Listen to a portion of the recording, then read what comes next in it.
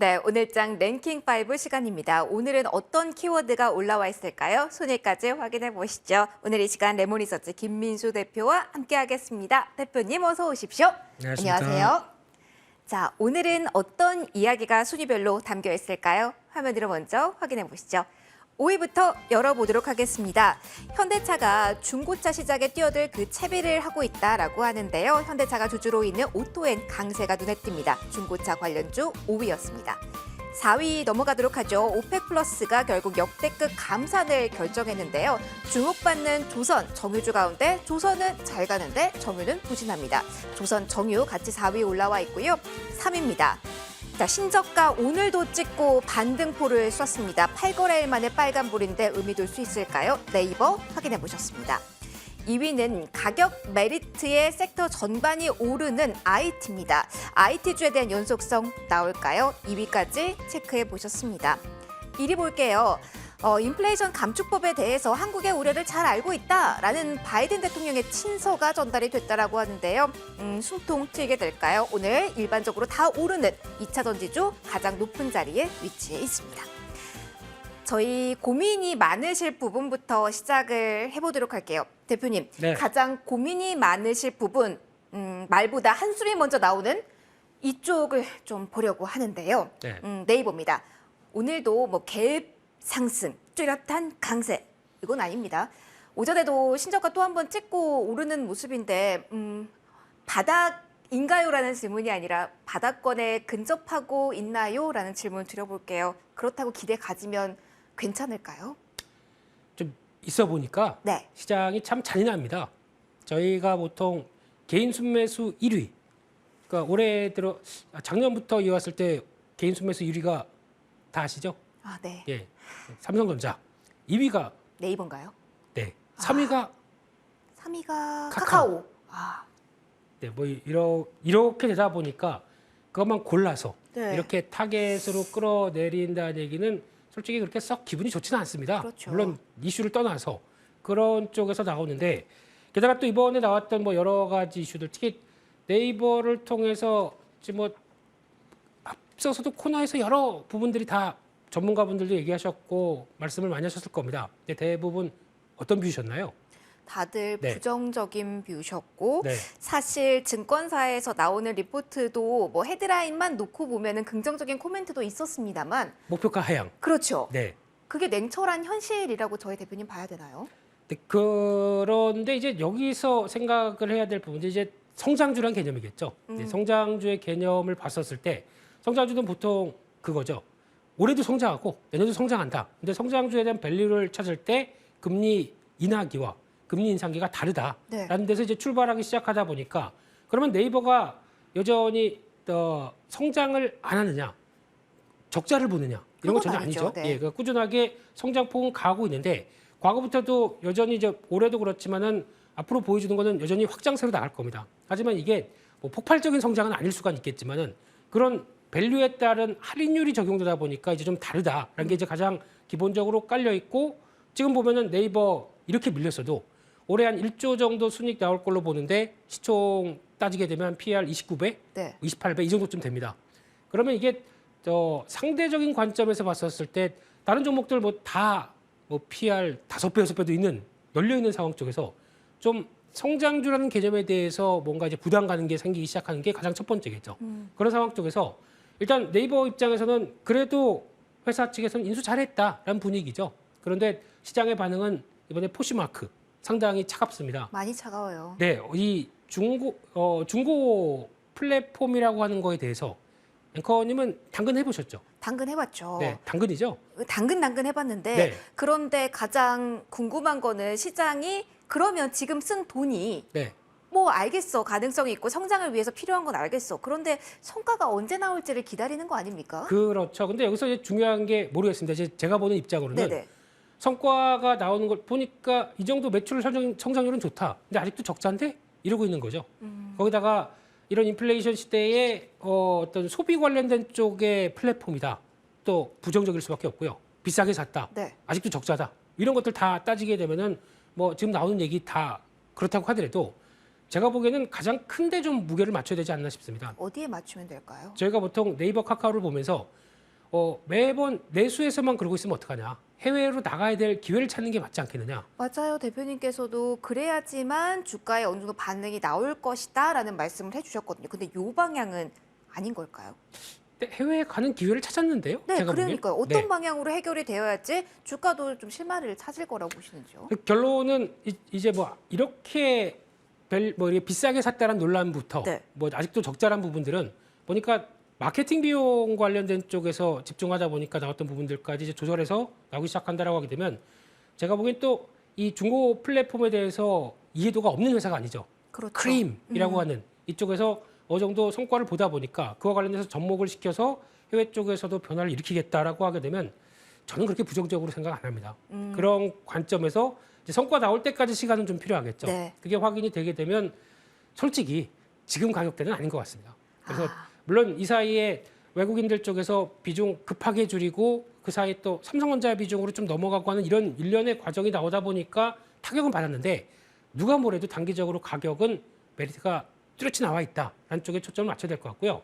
아마 외국인들 매도 강도에 따라서 더 흔들릴 수는 있습니다만 이 정도 부분에서는 계속 한 내년 이맘쯤엔 이 주가는 아닐 것 같다라는 생각 쪽에서 좀 이제 줍줍하는 전략 쪽에 포인트를 맞춰봐야 될 것 같고요. 네네. 그런 쪽에서 어제 또 성장주 관련된 쪽 무차별 다 하락했었죠. 맞아요. 네. 그래서 질문을 드리고 싶은 거는 플랫폼 여기에만 국한된 게 아니라 게임, 뭐 콘텐츠 여기까지 전반적으로 수급 상황이 좋지가 않거든요. 네. 이게 전반적으로 모두 계속 안 좋은 상황이 이어질 것인가 아니면 여기에서도 지금을 발굴할 쪽이 있는지가 궁금해요.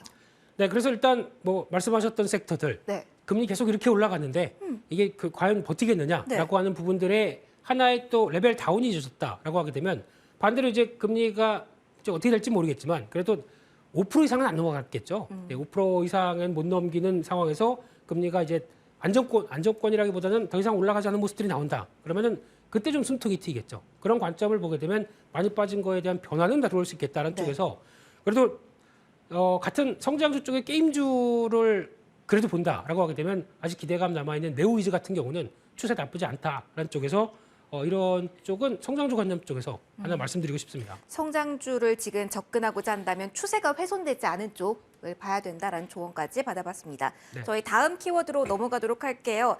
최근의 분위기를 어떻게 읽어야 될지 약간 헷갈려서요. 그래서 좀 높은 자리 2위에 올려놔 주신 것 같은데요. IT주 살펴볼 겁니다. 대표님, 가장 궁금한 건 아직까지도 가격적인 메리트에 대한 반응, 그리고 대형주 쪽에서만 연속성이 나오고 있는데 이게 단순히 큰 손들이 지수를 산다라는 의미로 대형주를 사는 건지 아니면 이제 펀더멘탈 봐도 되는지 궁금합니다. 펀더멘탈보다 이제 IT 관련된 대표주들은 한국의 거의 대표주자들이죠. 맞아요. 네, 그래서 뭐 반도체 쪽 다 포함돼 있고 이제 2차 전지 쪽도 전기전자 쪽에 분류가 돼 있다 보니까 IT 쪽이라고 LG에너지 솔루션도 거기 들어가 있죠. 네. 그런 상황 쪽에서 시가총액 상위 종목들의 대부분을 보게 되면 한국의 대표주자랑 성격과 같다. 그런데 오늘 어떤 일이 났냐면 아니 이럴 거면 어제 왜 뺐습니까? 그게 그냥? 너무 속상하더라고요. 네, 됐다가 그냥 제자리 만들어놨으면 되는데 사람 헷갈리게 뭐 어제 그냥 슉 밀었다가 오늘 다시 그 자리 이게 뭔지 네. 그 사이에서 저희에게 솔루션을 주시는 게 대표님의 역할. 네, 그래서 정신 사납게도 그래도 결국에는 그 자리에 간다. 특히 오늘 나왔던 변화 중에서 시장의 안정 조건 중에 저희가 몇 가지 얘기하는 것 중에 이제 환율이 네. 드디어 1,400원대 밑으로 내려오기 시작합니다. 그렇다는 얘기는 물론 수출주에 대한 어떤 그런 흐름보다도 비정상적으로 강하게 원화 약세가 갔던 뭐 한국에 대한 어떤 불안감들이 좀 사라지기 시작한다. 그러면 한국 대표 주자들에 대한 쪽에 재조명들이 들어오는 이런 관점들도 같이 연결될 수 있겠죠. 그런 시각으로 보게 되면 아마 반도체 IT 쪽에 대해서 조금 더 힘내는 모습을 보일 텐데 중요한 건 이제 실적 발표가 들어와 있죠. 맞아요. 네. 그래서 삼성전자를 좀 추가적으로 좀 살펴보고 싶은 게 네. 내일 개장 전에 잠정 실적이 저희가 발표가 되니까 네. 오늘 오후에 어떠한 전략 아니면 계획을 세워야 될 것 같거든요. 어느 쪽으로 예상을 하시는지 어떻게 보유자분들은 하실까요? 네, 좀 올라왔습니다. 근데 좀 올라와서요. 네, 올라온 상황 쪽에서 실적 발표 기대감이 낮습니다. 네. 네, 또 4분기까지 실적 그렇게 썩 좋은 얘기 안 나옵니다. 맞아요. 그러면 주가가 다시 훅 빠질까요? 오히려 네. 그런 구간에서 이제 확인했다라는 심리가 발동할 수 있지 않을까라는 심리도 저희가 몇 번 경험을 해서요. 그럴 수 있을까요? 저희가 다 알고 있는 사실은 네. 주가에 영향을 그렇게 크게 안 주겠죠. 하지만 이제 또 내일 나와서 하는 이제 반도체 업황에 대해서 내일 당장은 또 IR이 없다 보니까 네네. 실적 발표하고 또 최근에 파운드리 데이인가요? 이거 네. 있었고 또 어제 나왔던 개발자 회의 같은 데서도 충분히 얘기하는 걸 보게 되면은 특히 이제 가장 우려했던 업황에 대해서는 어느 정도 그 부분에 보다 약간 이제 기술 쪽에 대한 강점을 많이 두기 시작하더라고요. 그러니까 안 좋은 거 다 알고 있다. 네. 한쪽에서. 그리고 또 이렇게 되게 되면은 업황에 대한 이제 부담감들은 주가에 어느 정도 반영이 돼 있는데 거기서 이제 보통 저희가 얘기하는 뭐 감산 얘기라든가 그리고 또 들어가고 있는 투자 축소 이런 얘기들은 거의 이제 바닥을 지나고 있는 쪽에 얘기를 많이 하고 있는 상황들이죠. 근데 마지막으로 IT 쪽에 지금 가장 핵심은 또 경기 위축기를 바라보고 있는 지금 가장 큰 기업들에 대한 우려의 핵심은 재고입니다. 아, 네, 지금 대표적인 엔비디아 같은 경우도 네. 재고가 거의 하늘을 치솟듯이 쌓여 있습니다. 아, 그래서 키옥시아 같은 경우도 그렇고 마이크론과 같은 경우도 생산량을 줄이겠다고 하는 게 재고를 소진하겠다는 의미로도 볼 수 있는 거군요. 잘못하게 되면 재고 더 쌓이니까요. 아, 그렇죠. 네, 그래서 뭐 중간 단계뿐만 아니라 만든 완성품까지도 재고가 쌓여 있는 상황들 쪽에서 이를 조절하기 위해서는 당연히 생산량을 조절하고 또 이게 어떤 변화가 나오냐면 가장 취약한 현금으로 안 좋은 회사들이 먼저 시행을 할 수밖에 없습니다. 그건 네. 당연한 논리겠죠. 그런 쪽에서 삼성전자는 자신이 있죠. 그러다 보니까 감산 우리는 생각 없다.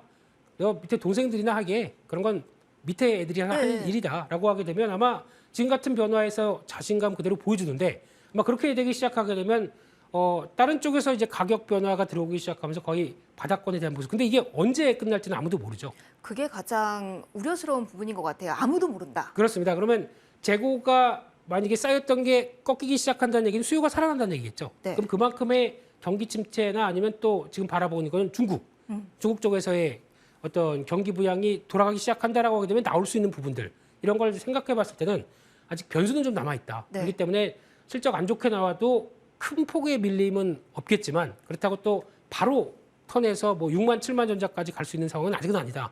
바닥권에서 어떤 출렁이면 나오겠지만 서서히 탈피를 하려는 과정이 나오지 않나 라는 쪽에 무게를 맞춰야 될 것 같습니다. 그러면은 소부장은 내일 어떤 반응 보일까요? 사실은 대형주는 연속성이 좀 나오고 있지만 반도체 소부장 쪽에서는 약간 일희일비하는 하루 오르면 내리고 이 패턴이 반복이 되고 있어서 네. 기대감은 있지만 약간 불안하신 분들이 많을 것 같아서요, 대표님. 그렇습니다. 그래서 IT 쪽에서도 네. 이런 걱정을 안 할 수 있는 회사의 특징은 첫 번째는 소부장 같은 경우도 지난 흐름에서 충분히 실적 나오고 있었는데 네. 업황 때문에 안 좋을 거야 때문에 주가가 많이 밀린 종목들 이런 것들은 아마 복구하는 주가의 회복력이 좀 더 빠를 것이다라는 관점으로 보게 되면 특히 같은 이제 뭐 메모리뿐만 아니라 비메모리도 다 하는 이런 업체들이겠죠. 이런 쪽에서 뭐 ISC는 많이 말씀드렸기 때문에 네네. 네, 그래서 지금 HP, SP 예, 이 회사 같은 경우도 고일 처리 장비 쪽에 강점이 있다 보니까 비메모리 시작했다가 메모리 쪽으로 확장되는 과정 보게 되면 성장에 대한 기대감이 높다고 봐야 될 것 같고요.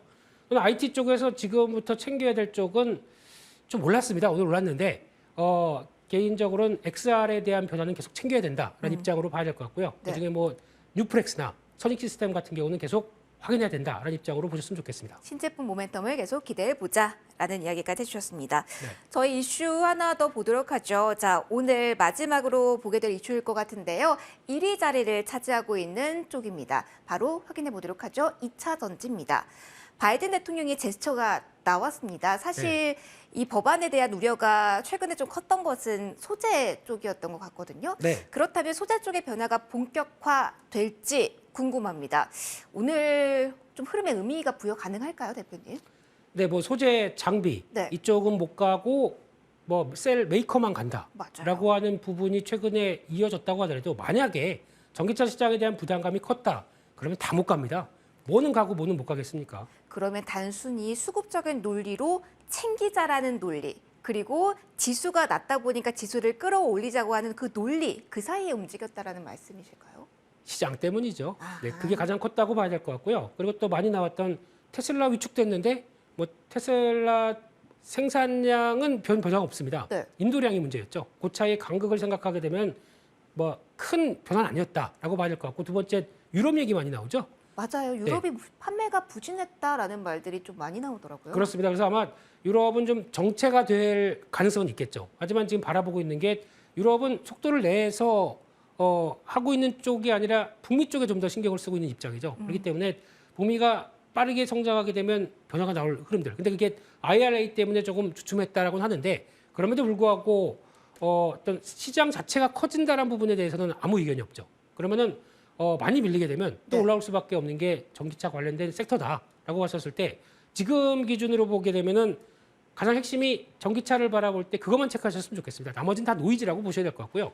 시장에 대한 확장성이 꺾이냐 마냐, 그러니까 즉 Q가 변화가 되느냐 마냐 이 부분을 봤었을 때 큰 변화 없다라고 네. 하게 되면 그냥 가는 길을 간 게 맞겠다. 꾸준하게 저점 매수하셨으면 한 게 맞고 거기다가 단기적으로 좀 많이 올랐다. 그러면 비중 줄였다가 또 출렁임이 좀 심하니까요. 이런 걸 체크하는 게 맞지 않나 생각이 들고 있습니다. 그러면은 지금 공략을 한다라고 한다면 네. 가격적인 메리트도 수반되는 종목을 보는 게 맞을까요? 일단 그런 것도 맞고요. 이제 오늘 그렇게 밀리다가 오늘 뭐 위축 받았다가 변화가 나오는 뭐 네네. 양극재 업체들부터 뭐 워낙 포스코 케미칼 같은 경우도 마찬가지겠지만 이런 부분들도 다 영향을 끼치대요. 근데 오늘 가격 메리트가 나온다고 볼 수가 없어요. 오늘 중으로 보게 되면 다 올랐죠.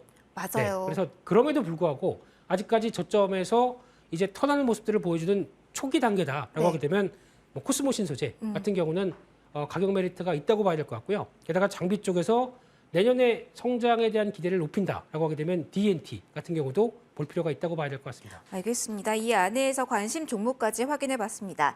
이제 원픽 좀 들어볼 시간입니다. 대표님, 오늘 여러 가지 종목이 언급이 됐습니다. 그 네. 안에서 원픽 어떻게 고르셨을까요?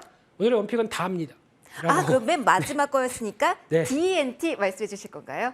원고대로 하시면 어떻게 해요? 그냥 저는 다 아니에요. 원고가 아니라 마음을 읽었습니다. 제 마음입니다. 예. 네, 그냥 어제 밀린 소름을 오늘 좀 복구한다고 하는 과정 쪽에서 좀 더 레벨업 시도하는 시장 흐름을 기대하면서 D&T 말씀을 또 드리고 싶고요. 네. 예, 이쪽은 디스플레이 장비 검사 장비하던 회사가 2차 전지 장비 쪽으로 확장해서 나오는 변화다라고 하게 되면 물론 최근에 좀 올랐습니다. 하지만 한국 시장의 특성은 성장에 대한 개념을 계속 또 좀 집어넣을 수밖에 없겠죠. 그런 쪽에서 내년에 성장을 기대한다라고 하게 되면 앞으로 체크할 거는 수주죠. 네. 수주 체크하고 또 독점적인 장비다 보니까 이 노칭 장비, 레이저를 통한 노칭 장비다 보니까 기대는 높다라는 쪽에서 전고점대 안착을 기대하면서 일단 한 13,000원대 정도까지는 시도하겠다는 쪽으로 목표가로 잡아볼 수 있을 것 같고요. 손절가는 9,200원으로 말씀드리겠습니다. 알겠습니다. 현재도 매수 가능한 구간으로 정리할까요? 근데 뭐 조금 오르긴 해서. 그냥 고. 알겠습니다. 알겠습니다. 네. 조금 조정이 나왔을 때 이야기해 주셨습니다. 자, 여기서 마무리 짓죠. 지금까지 레몬리서치 김민수 대표와 이 시간 함께 하셨습니다. 대표님 고맙습니다. 감사합니다.